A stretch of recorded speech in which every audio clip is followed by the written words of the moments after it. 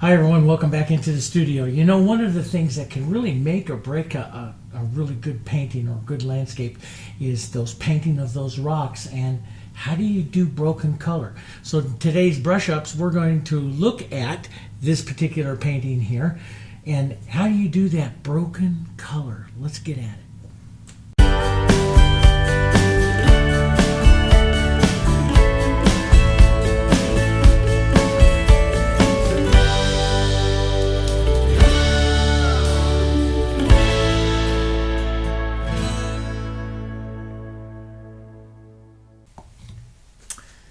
Hi everyone, welcome back. Welcome back to the channel. I have been painting this one with those that are part of our membership, and so I thought, you know, we've been doing some brush ups, so I thought we will do some brush ups here with some of the rocks that we have yet to do on this side, and then I got to go back in, paint some more water, paint some down trees. A lot to do, but let's talk about the rocks, okay? So this is, again, my normal palette that I use. You see me use it all the time. And what we've been doing so far is we've been building the rocks here with the light colors and mid-tone colors, shadow colors, and then a lot of what we call broken color. And so in brush ups, one of the things I wanted to talk about was also broken color. And so what we're going to do here now is go through and kind of take what we've been doing here over to here, these rocks on this particular side, and then we'll add the nice rapids and stuff like that. So we start out with kind of the grays, and your grays you make your grays from all different kinds of colors, from the burnt sienna, the sapphire here. I have medium beige out here, which works really well. These are all just great rock colors. I try to keep them a little bit to the light side here, which you look at the rocks here, you see they're kind of to the light side. So we keep them up around a 7 or an 8, you know, sometimes down to a 6. This is just a touch dark, so I'll lighten that up a bit. But I like the movement of the color through the rock. I like to, you know, I'll be changing this color a lot, maybe even a little bit of green. Green warms the color a bit. And so I first put on the rock basically with some different kinds of grays, and then we'll use broken color, which broken color is, again, broken color is taking a color and adding all different kinds of colors of basically hues that are about the same value, so you don't disturb the value, you change the hues. Let's come back. So we have these rocks descending back up over here, some smaller ones. We'll just drop some ideas of some smaller ones. Those of you who have painted rocks with me before on, you know, a lot of the channel, I do them all different kinds of ways depending upon you know, what the rock's going to look like in the painting itself. So, you know, I can give it more importance or not as important. Here, this painting is about rocks, so we're giving a lot of colors and stuff. But I'll just start in the basic shapes here, and I got to kind of close off this area here. I do like the switch between beige and blues and these burnt siennas back here. We'll just put in some generalized shapes, closing off the river on this back side here, and then I'll change that up, but change the colors here.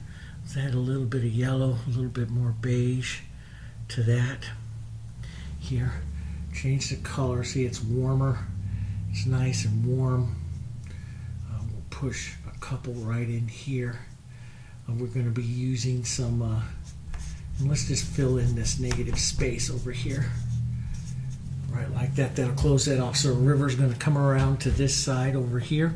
You know, on the reference photo that I got again from Adobe Stock, the reference photo shows a rock over here, which might not be too bad to kind of close off this area right here and stuff. So we have that there. Let's add a few, maybe a touch more green and burnt sienna. Green and burnt sienna. Some of these rocks are very much burnt sienna, and so I will sometimes just go through first and just add some of that. That's just good broken color into the rock. Here, let's push these back here. different heights, different sizes, different gazes of them. Like we talked about, push them in different directions and gazes and stuff. Okay. Now I'll go to a slightly small, that was my 1/2-inch brush. I'm going to go to a slightly smaller brush, a 6 or an 8 or something like that. And we'll take some, and our darker burnt sienna, blues. Sometimes I'll add a cooler red violet, depends on where the rock is, but I paint for variation. We want to get down around a value 3, 4, somewhere around there. Light's coming in this way, so we put a shadow plane down and draw underneath the rock slightly here. And of course you can put different sizes, different things going on here.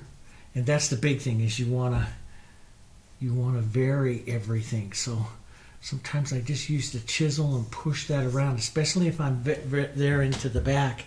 It doesn't take very much, to really, if you're in the back, suggest rock. I'm going to add, I do a lot of this with water, but I'm going to do some of it here with extender.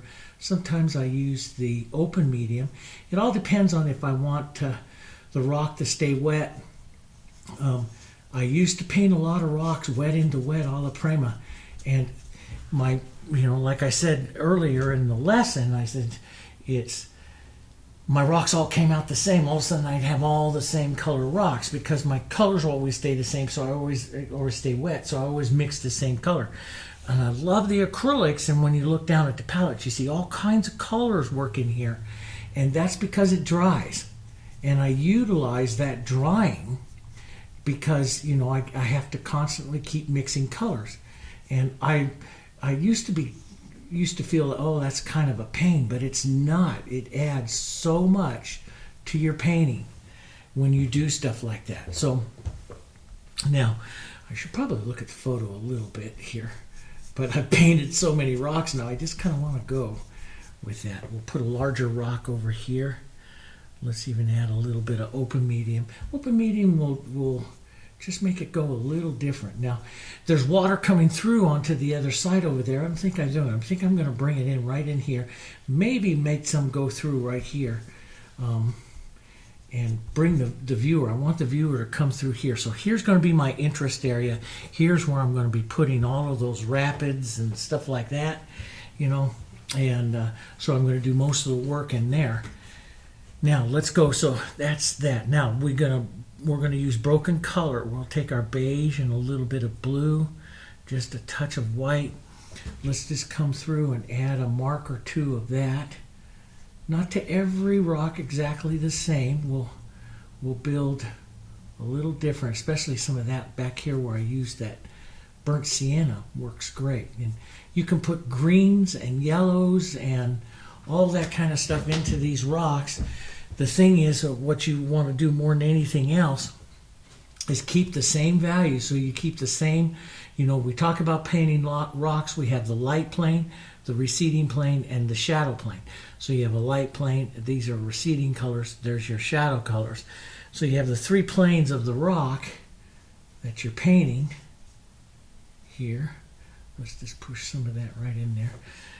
Yeah, it looks pretty good. Let's put a little burnt sienna into that, maybe a little yellow oxide into that. Here comes another bit of broken color. So you'll see it's the same value. It's just I'm breaking the rock up now with different colors. So some of them I will make, like let's pick out this one here and make that one a little larger and mostly burnt sienna. So the rock color, because you'll see rock colors change, okay?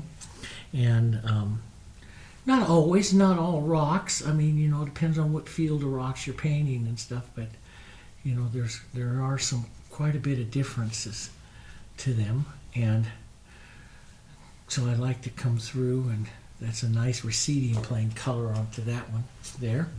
So you'll see some of that happens there pretty quick. And then we're going to lighten up. Now, you can lighten, you can warm, you can gray. Let's add a little yellow here. Lighten up a bit. I want to keep the majority of the contrast right here. So maybe I'll gray this just a bit. We'll take a look at it. We'll put in the light plane. And I hold my brush different on all of them. It's to sometimes I hold it very flat and skip along the surface. Sometimes I use a knife and I'll break it and push it like this. I love diffusion brushes because they fracture out. They're a soft brush that fractures out, and you can get all different kinds of looks with them. We'll push a little more contrast right back up into this corner because that's coming out of that shadow that we talked about. Building this. Now that's just too even. 1, 2, 3, 1, 2, 3. So now you have softer rock. That's what I like. And see, you get all these colors and stuff going here. You can change things up a bit. And but the big thing about broken color is you use the same value of some of the stuff that's there. So I'll come back in and tap in a little more here. Let's maybe add just a touch more yellow to this. Pull some of that light. So you'll want to put, maybe some greens in here. In a lot of the rocks, a lot of artists use some violets, some different types of gray. And, on the rocks, like the ones I did over there, I've done 3 times so far. So I repeat different kinds of things, different colors and stuff. And so like here, I got a nice burnt sienna one that I'm building there. We can put a little more burnt sienna yellow into a couple of them, like right up in here. Let's shift this one a little bit more burnt sienna, maybe even more burnt sienna into this smaller one we'll put right here. And that's really good because we're going to have the falls of the water coming right down here. We'll push some of that color in. That's some of the colors that we use here underneath as well. Yeah, it's all good. Let's put some of that for rocks that are under the water. So you paint those like that. Let's take some of this burnt sienna, add a bit of it. So you see, you just get some of these different colors going, and that's what gives you so much wonderful interest. And I could take some of that back up over here again into my receding plane areas of the rock. That's one's in shadow. This would be a good area right in here. There.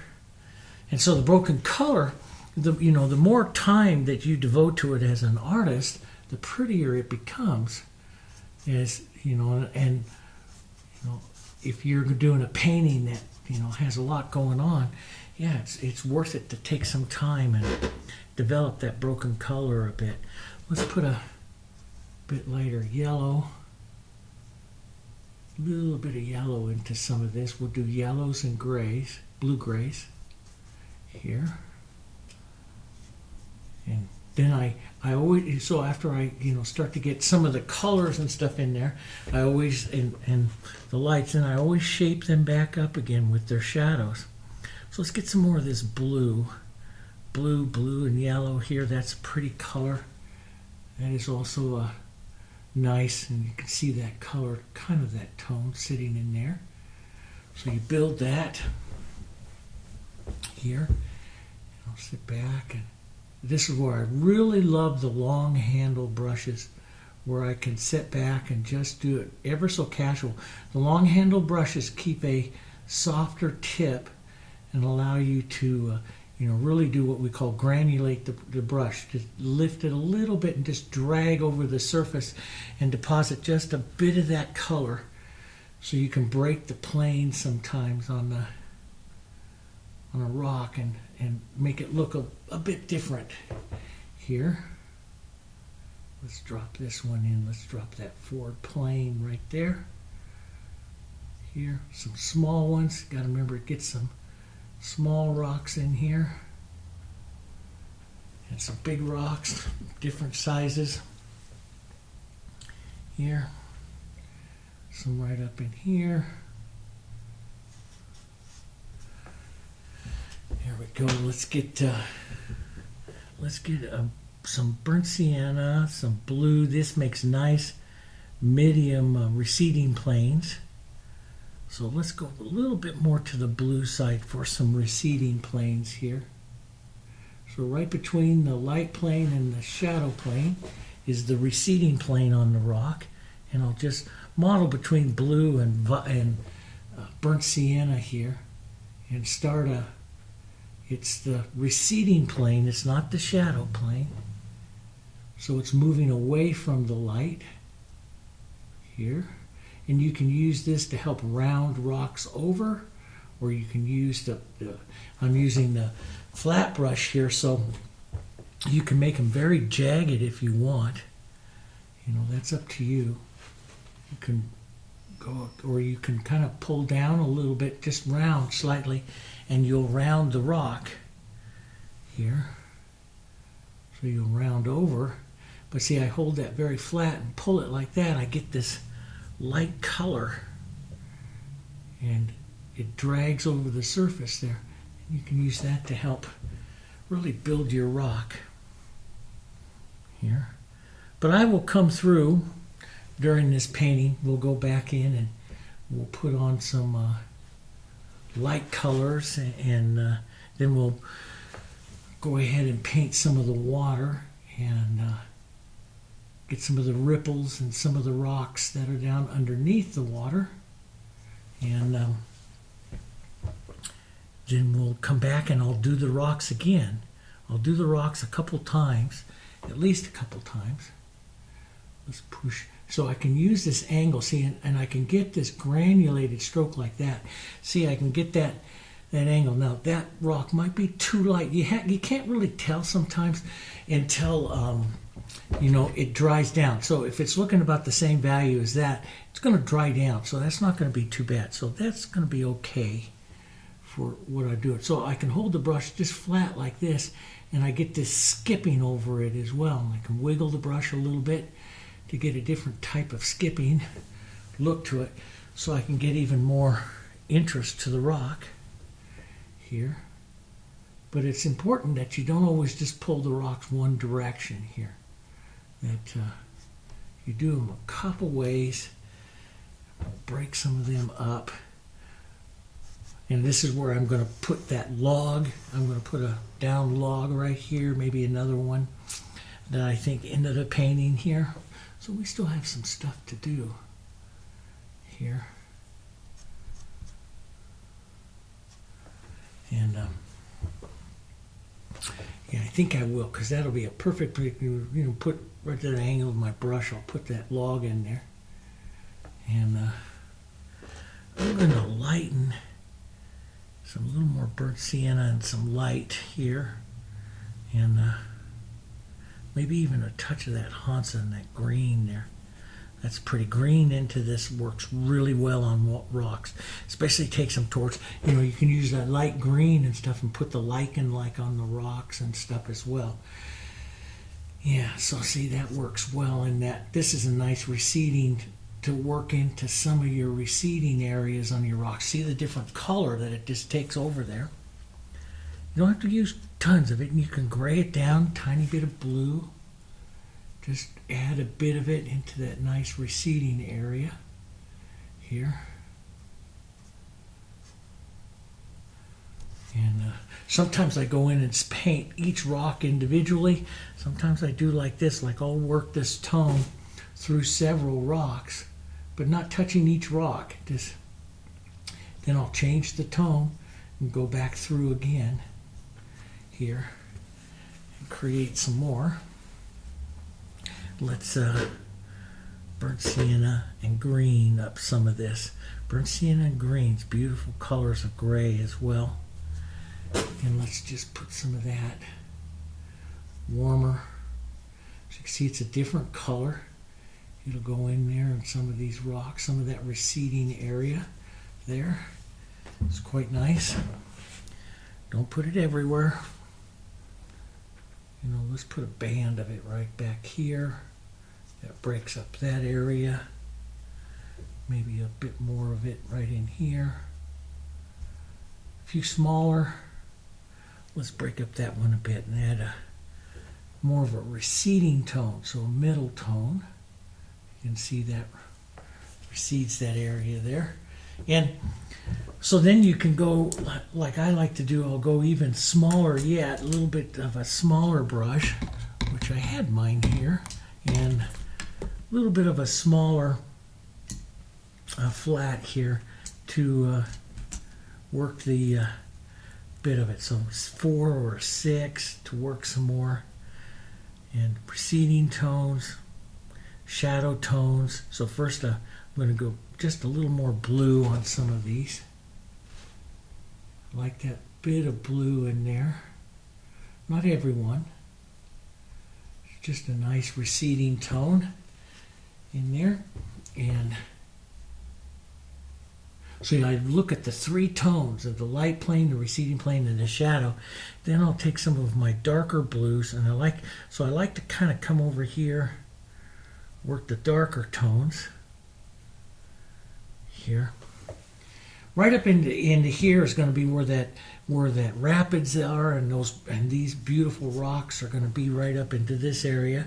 So really, if I'm going to concentrate my dark colors, which are high contrast colors, I'm going to want them first right up into this area here, and I'll push around a bit, sometimes incorporate to make another tone here. Get a different look, a little different plane on that rock and stuff. And we'll drop a bit in here. And then as I go back, I'll lighten that a bit so it's not quite as dark here. So I can still use it to create planes and stuff, but not quite as dark. Maybe a bit along the edge of this where the water line is going to be. We can push that in right back there. And I'm going to thin this out a bit here. We'll pull down.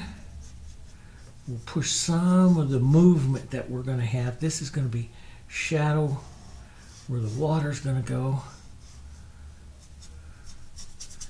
Right back in there, we'll push this shadow. That's right where the little waterfall is going to go, right down there. And sometimes I just take my paper towel and I'll pull that right now into that motion of that, of the water that we're going to put in there, which we will. And let's put a bit of that shadow right as it comes. Let's first put the shadow in here, and then we'll put the reflection when we paint the water. We'll put the light in the reflection and all that nice bubbly water. We'll do that. And we'll pull down just a bit, across just a bit. So I see I'm putting it in. Just a little bit of extender causes it to slide. You could use the open medium, which causes it to slide as well. I like to slide. When I first put the water in here first, I used just water itself into the paint. And because I like the different looks. That's the whole thing. Is when you're painting a big piece and a longer piece like this, a little bit longer, a couple hour painting, that you want to get as many different looks as possible. And as an artist, when you're painting it, what you want to do is change up your techniques as much as possible, and that's what gives you so much more interest. So you paint for different types of edges and stuff like that. Let's take a little bit of our green, our burnt sienna, a bit of that yellow, and some extender. We'll put it over here, a little bit more green. We'll thin that out with some extender. Let's just use our little brush. We used a big brush before. We'll use a little brush. And we'll push that right along that edge there. That creates that motion. Now we'll take just a touch of the blue into that, which grays it. Then we'll lighten it slightly. Okay. And we'll kick that right across the edge. Just pulling right across the edge. That puts that water right there. Now I took out too much of that.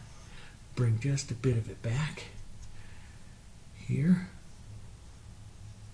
So it's basically, like I was saying earlier, the water is, you reflecting the water of the sky. Well, what we have here and what we see into there is rocks. It's reflecting, water reflects everything. Water's clear. It really is clear. And so when you see it as blue, it's reflecting the sky. And so here it's going to be reflecting some of the rocks. So we'll pull down some of those beautiful rock colors and just pull down. And we'll push that warmer color we push right there. We'll pull down there, right down in there. We'll take some of those lighter colors here. Let's just add a bit of that in. And wipe my brush for a second and pull down here. And pull that down.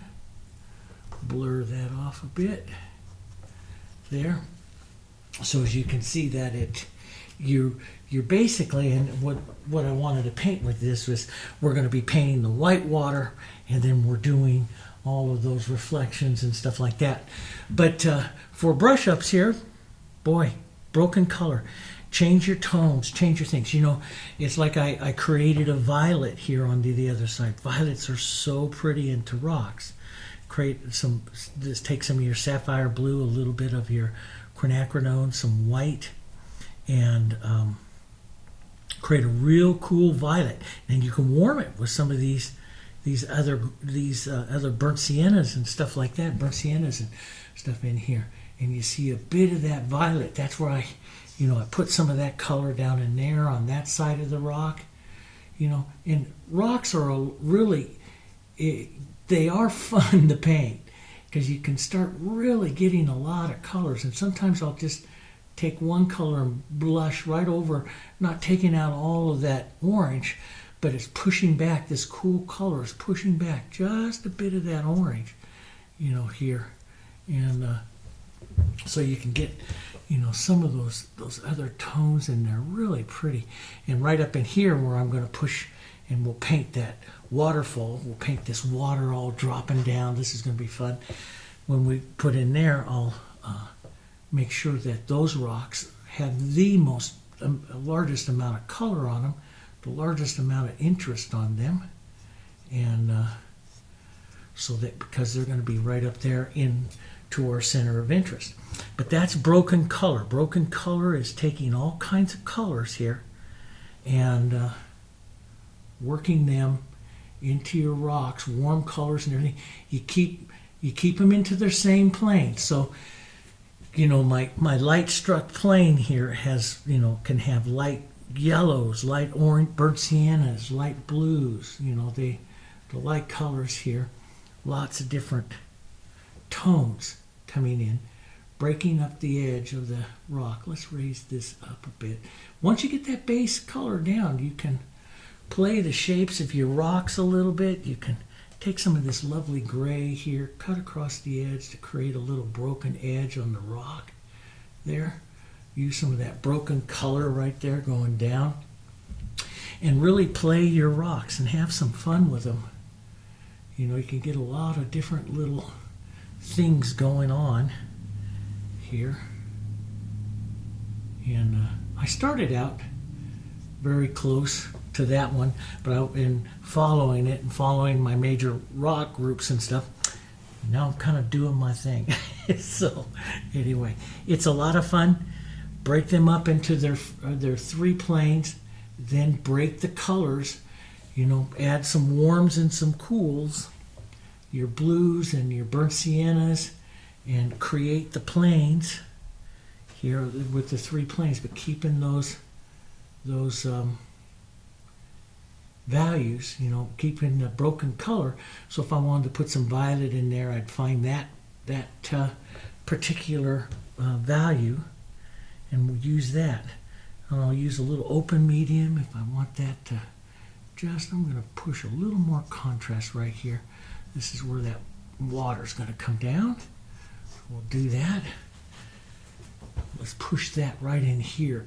That will help shove this rock back a bit. we might want to bring some of that water through here. Like the water, I like this with this because the water's just kind of running, kind of running through all kinds of the rocks. And I thought that would be an interesting thing for us to study. Painting something like this, a lot of fun. Paint something like this, but we'll get more contrast, more colors and stuff going on in here. So I'm going to want a little more dark. We'll do a little more light, then we'll go ahead and paint the water, start to paint the water like we did over there, okay? All right, so we'll get that done. But that's broken color, okay? That's broken color and working it again and again and again. That's what I do on roses. That's what I do on a lot of things. And you can have warm colors, like you can even on your warm side of your rock, you can put some of those violets on, just little accents of it. Just take just a little bit of the light accent of the violet, and you can use that to see. That's just beautiful. You just break up that light edge just a bit with the cooler color, and it looks wonderful. And so we'll pull down like that, and you get all of that beautiful interest to your rocks. But we got a bit more to go. We've got down trees, we've got more water, more rapids and stuff like that. And the full painting and everything that we have here will be over on the community page for the membership. So that's where you look for it, okay, if you want to watch the full painting, okay? Alrighty, I'll see you guys next time on Brush Ups. We'll do some more. We got all this stuff.